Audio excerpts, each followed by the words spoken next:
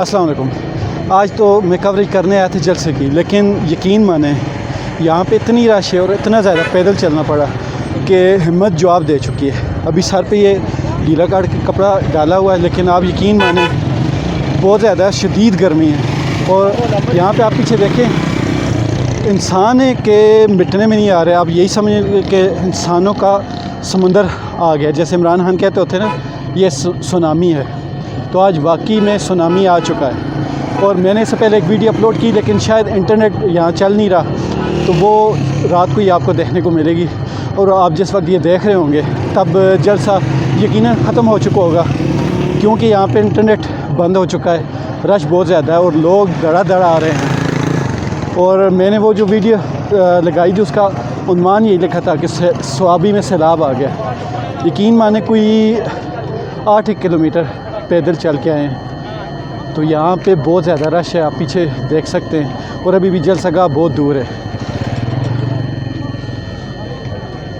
ये ऊपर करो,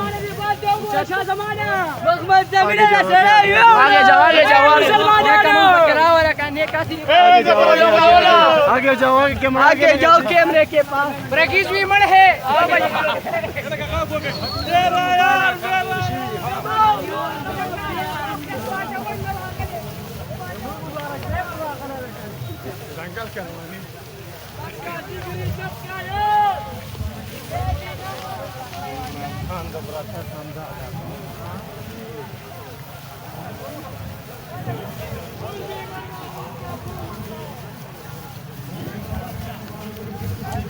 इमरान खान की एक ऐसी टाइगर्स जिसने एक ऐसे इलाके में मुकाबला किया, बड़ा मसला है,